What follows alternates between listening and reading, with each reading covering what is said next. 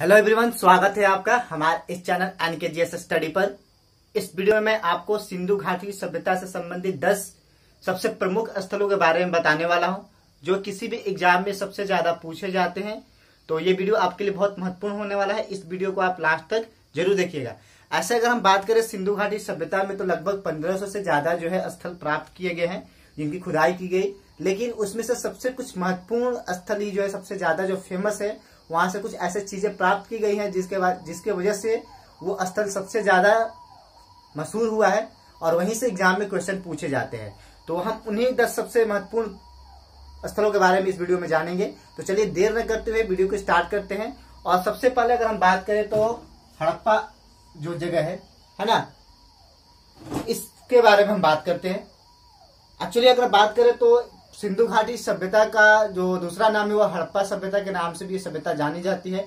और इसका सबसे बड़ा रीजन ये है कि इस सभ्यता का जो सबसे पहला स्थल खोजा गया था, प्राप्त किया गया था, वो हड़प्पा ही था, है ना। इसीलिए इसे हड़प्पा सभ्यता के नाम से भी जाना जाता है।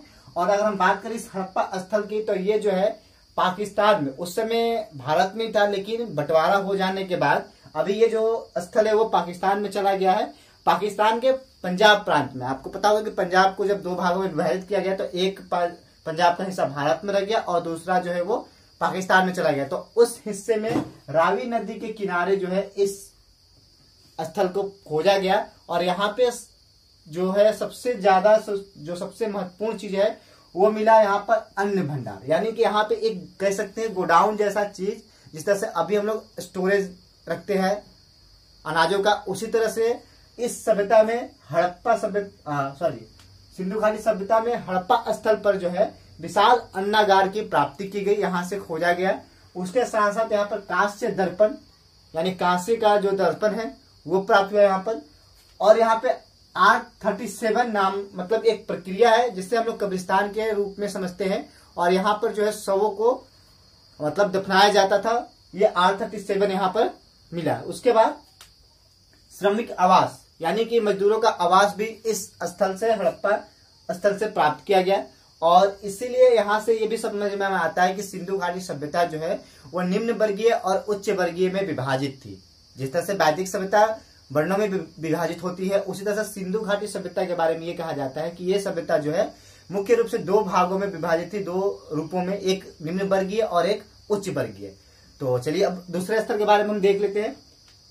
दूसरा स्थल हमारा था मोहनजोदड़ो। ठीक है, मोहनजोदड़ो जो है ये भी पाकिस्तान में ही पड़ता है। और सबसे ज्यादा सबसे बड़ा स्थल अगर पूरे इस सिंधु घाटी सभ्यता का कोई है तो वो है मोहनजोदड़ो। और ये जो है सिंधु नदी के किनारे स्थित है। ठीक है, हालांकि अभी ये भी पाकिस्तान में चला गया, पाकिस्तान के सिंध प्रांत में ये स्थल है। और यहाँ से विशाल स्नानागार, देखिये यहाँ पर विशाल अन्नागार मिला था, यानी कि अनाजों का स्टोर करने वाला एक गोडाउन जैसा मिला हुआ था। और यहाँ पर विशाल स्नानागार, यानी कि एक हम कह सकते हैं कि सामूहिक रूप से स्नान करने के लिए जो एक कुंड जैसा बनाया गया था, वो इस स्थल मोहनजोदड़ो से प्राप्त हुआ। मोहनजोदड़ो को अगर हम बात करें तो मृतकों का टीला या प्रेतों के टीला के नाम से भी जाना जाता है, क्योंकि यहाँ पे बहुत ज्यादा मात्रा में जो है लाशों का पता चला और यहाँ पे शवों को जलाया जाता था। देखिए हड़प्पा सभ्यता में क्या था कि शवों को दफनाने की प्रक्रिया थी, और हड़प्पा सभ्यता नहीं, हड़प्पा स्थल में। और मोहनजोदड़ो में जो शव प्राप्त हुए वहां पर जो है इनको जलाने के अवशेष मिले हैं। ठीक है, उसके बाद अगर हम बात करें तो यहाँ पे कांस्य की मूर्ति मिली है, नर्तकी भी कह सकते हैं, नर्तकी की एक टाइप की मूर्ति मिली है। यहाँ पर महाविद्यालय, यानी कि जिस तरह से हम कह सकते हैं कि सामूहिक रूप से पढ़ाने का जो है एक विद्यालय जैसा भी प्राप्त किया गया यहाँ पे अवशेष उसके। और एक श्रृंगी पशु, एक सींग वाले एक पशु की जो है छाप की मुद्राएं प्राप्त की गई है। तो ये आपका सबसे इंपॉर्टेंट पॉइंट है, यहाँ से क्वेश्चन सबसे ज्यादा पूछा जाता है, इसको आप ध्यान रखिएगा कि एक श्रृंगी पशु की मुद्राएं जो है वो हड़प्पा सभ्यता या सिंधु घाटी सभ्यता के मोहनजोदड़ो स्थल से प्राप्त किया गया है। और ये पाकिस्तान के सिंध क्षेत्र में पड़ता है और सिंधु नदी के किनारे है। और ये जो है ये रावी नदी के किनारे है। अगर इनकी हम बात करें खोज की, तो 1921 ईस्वी में जो है हड़प्पा स्थल को ढूंढा गया सबसे पहले, और उसके बाद मोहनजोदड़ो को ढूंढा गया 1922 ईस्वी में। ठीक है, चलिए तीसरे स्थल की तरफ बढ़ते हम लोग, और वो है चहुंदड़ो। ठीक है, ये जो है ये भी सिंधु नदी के किनारे स्थित है और ये भी पाकिस्तान, तो ये तीनों पाकिस्तान में स्थित है, इनको आप याद रख लीजिएगा, है ना। और ये भी सिंधु नदी किनारे। और यहाँ पर जो है सबसे इंपॉर्टेंट चीज है कि यहाँ पर मनके बनाने का कारखाना मिला है। मनके का मतलब कह सकते हैं कि आप आभूषण जैसा कोई वस्तु, जिस तरह से आभूषण बनाए जाते हैं उसी तरह छोटे छोटे आभूषण बनाने के जो कारखाने हैं वो चहुंदड़ों से प्राप्त किए गए। लिपस्टिक, काजल, कंघा, ये सभी चीज यानी कि श्रृंगार संबंधित चीजें यहाँ से जो है प्राप्त की गई है। इसके अवशेष मिले हैं कहाँ से? चहुंदड़ों से। तो ये आप याद रखिएगा तीनों। उसके बाद अब अगले तरफ बढ़ते हैं। सबसे इंपॉर्टेंट है जो है लोथल। भारत में प्राप्त स्थलों में सबसे एक महत्वपूर्ण अगर स्थल हम बात करें तो लोथल का नाम आता है उसमें। और ये अहमदाबाद गुजरात में है ना। कौन सा नदी पर? तो भोगवा नदी के किनारे इस स्थल को ढूंढा गया। और इसके सबसे बड़ा फेमस होने का कारण ये है कि इसको बंदरगाह के रूप में भी माना जाता है। ऐसा माना जाता है कि लोथल जो था सिंधु घाटी सभ्यता का एक बंदरगाह था, पत्तन था। और यहां से जो है व्यापार किया जाता था, न सिर्फ भारत में बल्कि भारत से आगे अफगानिस्तान का जो इलाका है वहां तक भी जो है इससे पहुंचाया जाता था। ठीक है।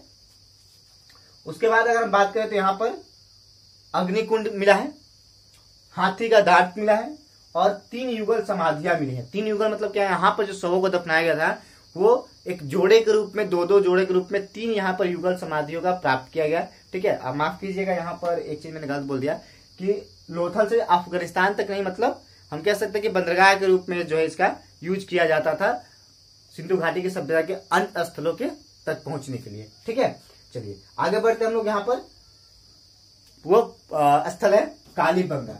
ये राजस्थान में पड़ता है और ये जो है घग्गर नदी के किनारे मिला है। और यहां से जो सबसे चीजें प्राप्त हुई है सबसे इंपॉर्टेंट वो है जुताई का साक्ष्य, यानी कि यहाँ पर खेतों को जोतने का जो है साक्ष्य मिला है कि यहाँ पर जो खेत है वो उनको जुताई किया गया था, वैसा साक्ष्य जो है कहाँ पर मिला है? कालीबंगा, जो कि राजस्थान में स्थित है। हनुमानगढ़ एक जगह है वहां पर और घग्गर नदी के किनारे है। यहाँ पर अग्निकुंड मिला है। देखिए अग्निकुंड जो है लोथल में भी मिला और यहाँ पे भी मिला है। उसके बाद अगर हम बात करें तो यहाँ पे सबसे अलग जो चीज मिलता है वो है भूकंप का साक्ष्य।